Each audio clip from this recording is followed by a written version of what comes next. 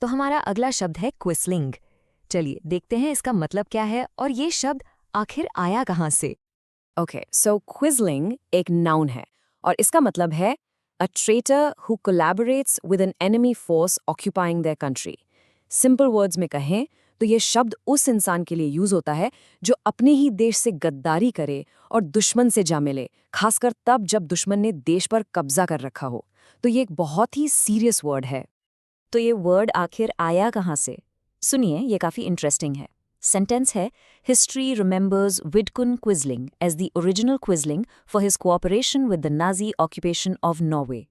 इसका मतलब है कि इतिहास विडकुन क्विजलिंग को असली क्विजलिंग मानता है क्योंकि उन्होंने नॉर्वे पर नाजी कब्जे के टाइम उनका साथ दिया था।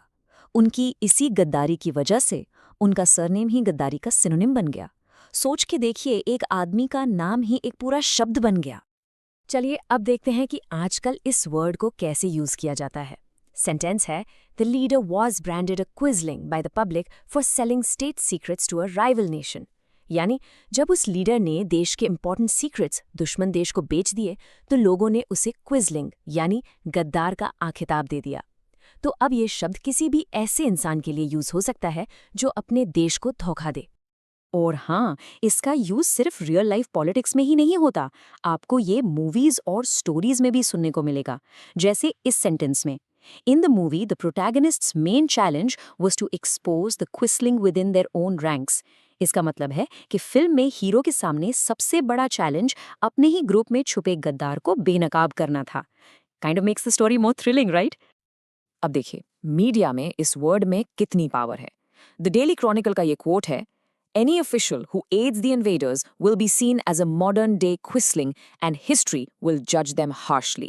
ये एक साफ-साफ वार्निंग है कि अगर कोई भी ऑफिसर हमला करने वालों की मदद करता है तो उसे आज के ज़माने का क्विस्लिंग माना जाएगा और इतिहास उसे कभी माफ नहीं करेगा। बहुत ही पावरफुल स्टेटमेंट है ये। आइए अब क्विस्लिंग के कुछ सिनोनिम्स यानी इससे मिलते जुलते शब्दों पर एक नज़र डालते हैं। ये हैं ट्रेटर यानी देशद्रोही, फिर है कोलैबोरेटर जो दुश्मन से मिलकर काम करे, बिट्रेयर यानी धोखेबाज, और टर्नकोट जो अपनी पार्टी या साइड बदल ले। इन सभी शब्दों का कोर मीनिंग गद्दारी ही है। और आखिर में इसके एंटोनिम्स यानी इसके बिल्कुल ऑपोजिट वर्ड्स ये हैं, पेट्रियट यानी देशभक्त, लॉयलिस्ट जो हमेशा वफादार रहे, और डिफेंडर यानी रक्षक। तो जहां एक तरफ क्विजलिंग धोखे और गद्दारी को दिखाता है, वहीं दूसरी तरफ पेट्रियट देश प्रेम और वफादारी को। बस आज के लिए इतना ही। मिलते हैं नेक्स्ट वीडियो में। Happy learning, bye bye.